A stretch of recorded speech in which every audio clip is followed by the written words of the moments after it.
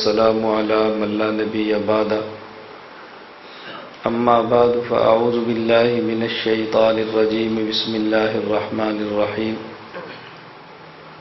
يا أيها الناس اتقوا ربكم الذي خلقكم من نفس واحدة وخلق منها زوجها وبث منهما رجالا كثيرا ونساء اللهم صل على محمد وعلى آل محمد كما صليت على إبراهيم وعلى آل إبراهيم إنك حميد مجيد اللهم بارك على محمد وعلى آل محمد كما باركت على إبراهيم وعلى آل إبراهيم إنك حميد مجيد۔ اس وقت میں اور آپ حضرات اور خواتین ایک نکاح مسنون کی تقریب میں شرکت کے لیے آئے ہیں۔ یہاں آنے کا مقصد نہ میرا بیان کرنا ہے نہ آپ کا مقصد بیان کو سننا ہے، آنے کا مقصد نکاح مسنون کی تقریب میں شرکت ہے۔ مولانا محمد ارشاد حنفی سلمہ ان کا مجھ سے کئی سال پرانا تعلق ہے اور اس تعلق کی وجہ سے میں ان کی دعوت پر آیا ہوں۔ محض شادیوں کی شرکت میں اتنا سفر کرنا یہ ہمارے بس میں نہیں ہوتا، مصروفیت اتنی زیادہ ہوتی ہے کہ نکاح اور شادیوں میں شرکت کریں تو وقت نہیں بچتا، لیکن چونکہ مولانا ارشاد صاحب سے پرانا تعلق ہے، اس دو تین باتیں آپ لوگ توجہ سے سماعت فرمائیں۔ پہلی بات یہ، نسل انسانی کو آگے بڑھانے کے لیے نکاح پوری دنیا میں انسانوں کا ایک مہذب طریقہ ہے۔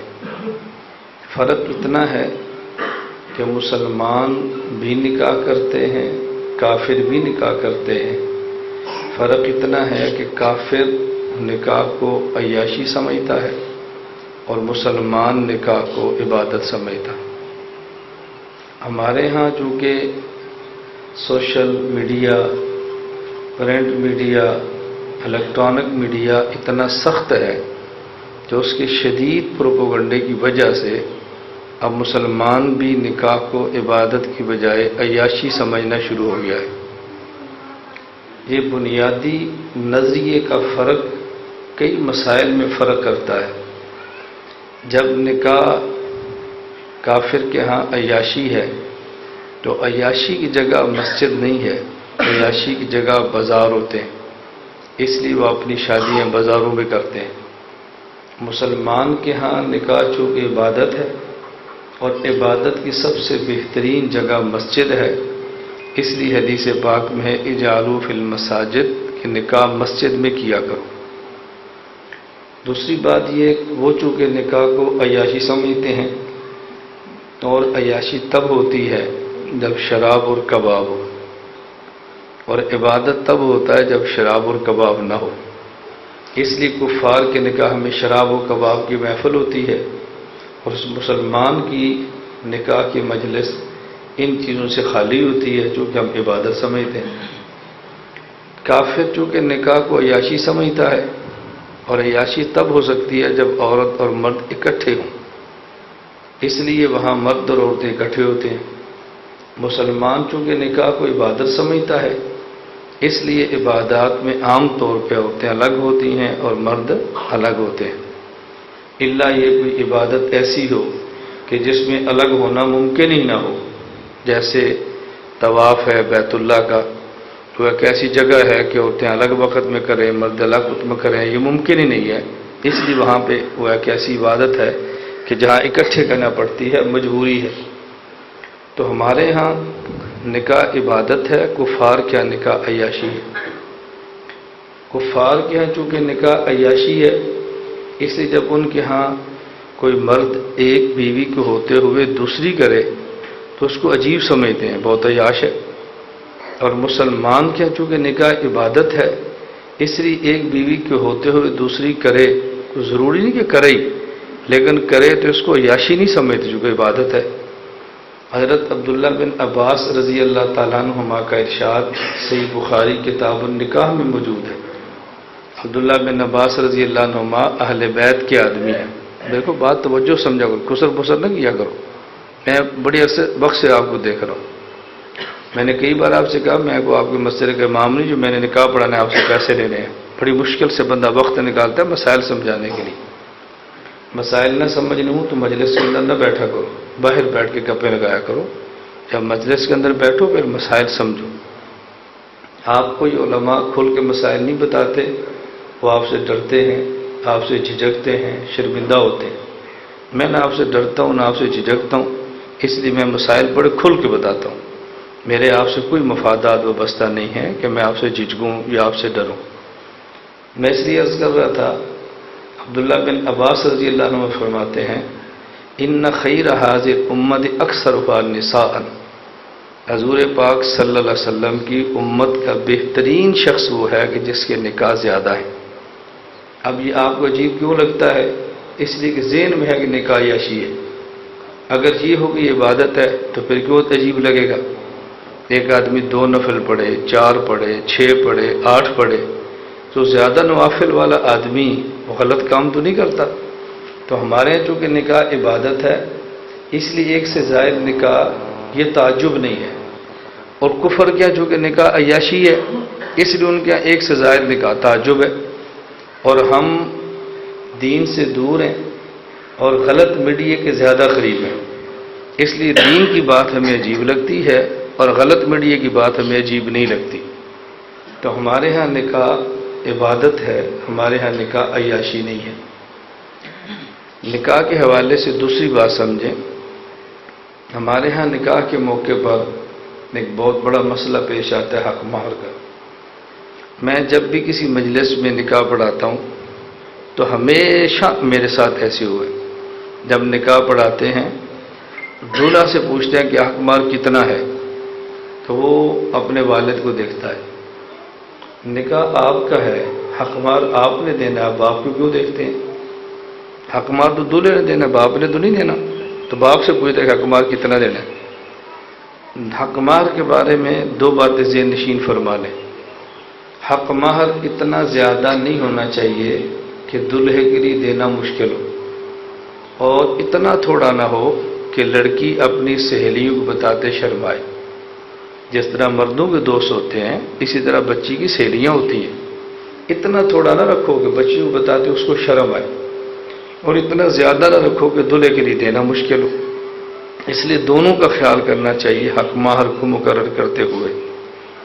پھر حق مہر جتنا بھی دلہا نے دینا ہے، اپنے گھر رہنا ہے، اپنی بیوی کے پاس جانا ہے، غیر کے پاس تو نہیں جانا، تو پھر حق مہر متعین کرتے ہوئے آپ تھوڑے سے تھوڑا کیوں رکھواتے ہیں؟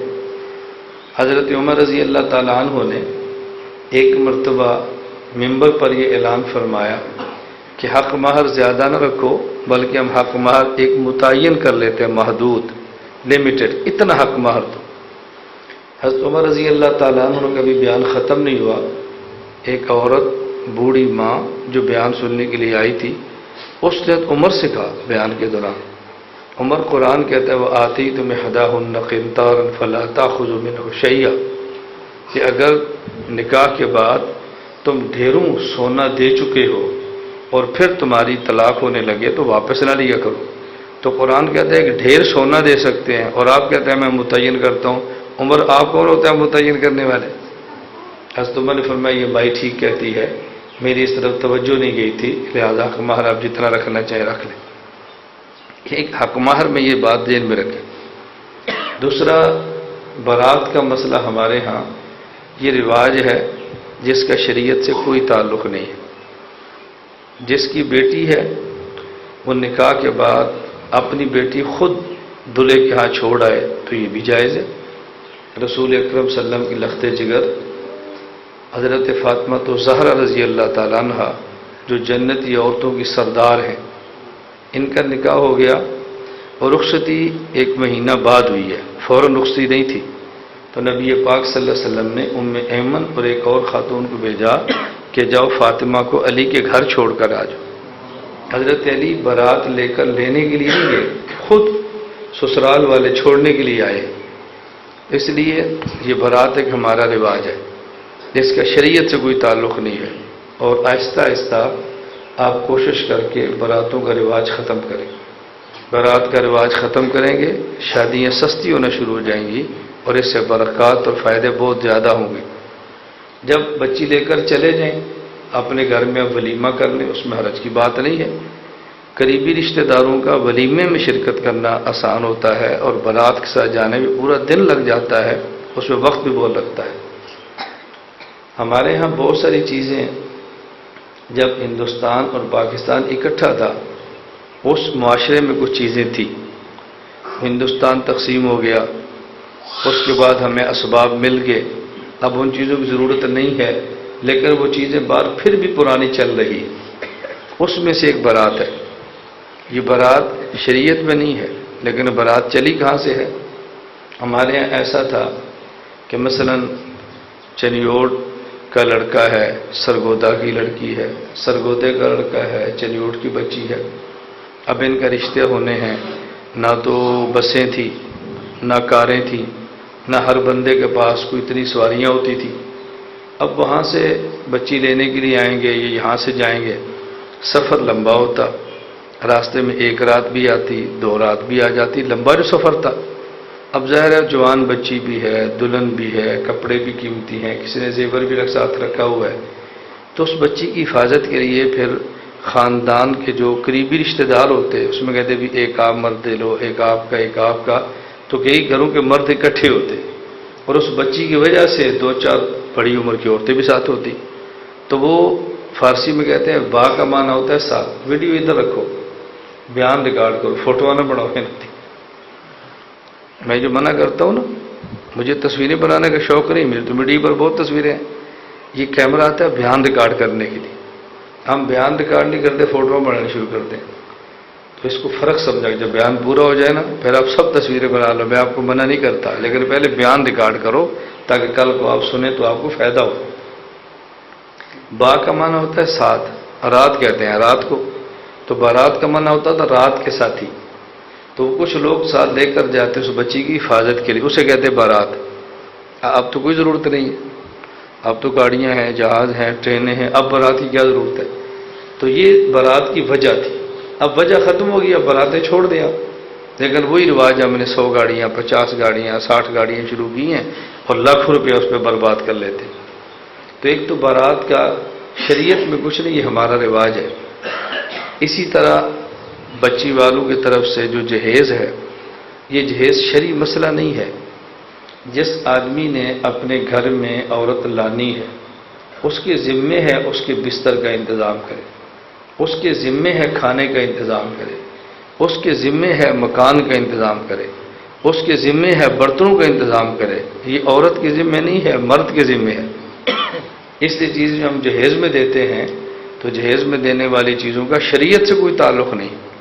तो जो हमारे यहाँ मशहूर है कि हज़रत फ़ातिमा ज़हरा को नबी करीम सल्लल्लाहु अलैहि वसल्लम ने जहेज़ दिया था, ये आपके इल्म में होना चाहिए। जब हज़रत अली रज़ी अल्लाह अन्हु ने रसूलुल्लाह सल्लल्लाहु अलैहि वसल्लम से फ़ातिमा ज़हरा का रिश्ता मांगा तो आपने पूछा था अली कुछ घर में है? आपने कहा जी एक तलवार है, एक सवारी है और एक मेरे पास वो ज़िरा है, जंग में जो काम आती है ना, खोद, वो जो लोहे का टोप पहनते थे। तो आपने फरमाया घर का सामान खरीदो। हज़रत अली रज़ी अल्लाह तआला अन्हु गए और अपने खोद लोहे की टोपी को उस्मान गनी से फ़रोख्त किया और उस्मान गनी से इतने पैसे दे दो और टोप ले लो। हज़रत उस्मान गनी ने पैसे ले लिए, पैसे दिए, हज़रत अली से पैसे लिए और खोद ख़रीदा। फिर उस्मान गनी ने फरमाया कि अली तेरी शादी हो और मैं तेरा खोद ख़रीदूँ, कैसे हो सकता है? ये खोद भी तुम्हें हदिया है। तो अली रज़ी अल्लाह वो पैसे लेकर घर में आए कि या रसूलुल्लाह पैसे आ गए हैं। फिर आपने फरमाया वैसे कुछ चीज़ें खरीदो। फिर उन पैसों से अबू बकर सिद्दीक़ रज़ी अल्लाह ताला ने बाज़ार में हज़रत अली के लिए चीज़ें खरीदी। उसमें चादर थी, जो घर की ज़रूरतें थी। तो अब घर की ज़रूरतें तो अली ने खुद खरीदी हैं। ये जो हम कहते हैं ना जहेज़, ये इसलिए कहते अली रज़ी अल्लाह ताला अन्हु बचपन से हजूर पाक के पास थे, आपने बेटे की तरह अली को पाला है। अब हज़रत अली का रिश्ता फ़ातिमा ज़हरा से न होता, किसी और से भी होता تو گھر کا کچھ سامان تو حضور نے دینا تھا نا، بیٹا بنا کر جو رکھا ہوا تھا. اب چونکہ فاطمہ سے ہو تو آپ نے پھر بھی کچھ سامان دیا. اگر جہیز دینا سنت ہوتا تو رسول اللہ صلی اللہ علیہ وسلم کی ایک بیٹی نہیں ہے، آپ کی 4 بیٹیاں ہیں، زینب، رقیہ، ام کلثوم اور فاطمہ. تو آپ ہو سکتا ہے ایک بیٹی کو جہیز دے اور 3 کو نہ دیں؟ یہ کیسے ہو سکتا ہے؟ تو باقی 3 بیٹیوں کو آپ نے کون سا جہیز دیا؟ آپ کسی حدیث اور روایت سے ثابت کریں. اللہ کے نبی ایسا نہیں کر سکتے، ایک بیٹی کو دیں اور 3 کو نہ دیں. اس لیے جہیز یہ ہمارے رواج ہیں، شریعت میں نہیں ہے. اگر ہم بارات ختم کر دیں، اگر ہم جہیز سے بچی والوں کو آزاد کر دیں تو پھر نکاح سستا اتنا ہے جتنی دنیا میں کوئی چیز سستی نہیں. اور ام المومنین امی عائشہ رضی اللہ تعالیٰ عنہ فرماتی ہیں، نبی کریم صلی اللہ علیہ وسلم نے ارشاد فرمایا کہ سب سے بابرکت نکاح وہ ہے ایسرہ مؤونۃ، جس نکاح کے اندر پیسہ کم خرچ ہو. سب سے زیادہ بابرکت نکاح جس کے اندر پیسہ کم خرچ ہو. ہم پیسے زیادہ خرچتے ہیں اور برکتوں سے محروم رہتے ہیں. پیسے کم خرچیں گے تو برکات زیادہ ہوں گے. اللہ تعالی ہمارے اس نکاح کو مسنون کو مبارک بنا دے. اللہ ان کے نکاح کو مبارک فرمائے. تو میں نے 2-3 باتیں نکاح کے حوالے سے عرض کی ہیں، اس کو بہت ساری باتیں کرنے والی ہیں. اسی طرح ہمارا جو نکاح کے حوالے سے ایک بات یہ ہے کہ نکاح کے موقع پر لوگ پیسے دیتے ہیں. یہ ہمارے رواج ہیں اور غلط قسم کے رواج ہیں. کھانا کھانے کے لیے آتے ہیں، کسی ہوٹل میں نہیں آتے کہ پیسے دیں اور کھانا کھائیں. کہ ہوٹل میں تھوڑے بیٹھے ہیں، خوشی کے موقع پر آئیں. اگر آپ کھانا نہیں کھلا سکتے تو نہ پکاؤ. کھانا بھی کھلانا ہے، مہمان بھی بلانے ہیں اور پھر پیسے بھی لینے. یہ بدترین قسم کا قرض ہوتا ہے جو جائز نہیں ہے. باقی لوگ دیتے ہیں اور ایک بندہ بیٹھ کے لکھتا ہے. پھر دیکھا ہوتا ہے کہ ہم نے فلاں بندے نے کتنے پیسے دیے تھے، کاپی گھر میں رکھی ہوتی ہے. پھر اتنے پیسے ان سے لینے بھی ہوتے ہیں، جتنے دیے ہیں لینے ہیں اور جو لیے ہیں وہ دینے ہیں. یہ بدترین قرض ہے. یہ کون سا کسی بندے کے ساتھ تعاون ہے؟ لوگ کہتے ہیں اس موقع پر ہم تعاون کرتے ہیں. تعاون یہ نہیں ہوتا کہ جتنے پیسے دیں پھر اتنے لے بھی. تعاون یہ کہ آپ نے دیے پھر آپ بھول جائیں. اس لیے نکاح کے موقع پر کم از کم دیندار لوگوں کو ایسی رسموں سے بچنا چاہیے. شریعت کے پابند لوگوں کو ان رسموں سے بچنا چاہیے. سب سے پہلے ہم دیندار لوگ ہیں، علماء، مولوی، شریعت والے. ہم ان چیزوں سے بچیں گے تو باقی لوگوں کے لیے بچنا آسان ہوگا. اور جب ہم اس سے نہیں بچیں گے تو پھر باقی لوگوں کو سمجھانا مشکل ہوگا. زبان کی دعوت اتنی مؤثر نہیں ہوتی جتنی عمل کی دعوت مؤثر ہوتی ہے. اللہ ہم سب کو شریعت کے مطابق اپنی زندگی گزارنے کی توفیق عطا فرمائے. لا الہ الا اللہ، لا الہ الا اللہ، لا الہ الا اللہ، ما لنا رب سوا. لا الہ الا اللہ.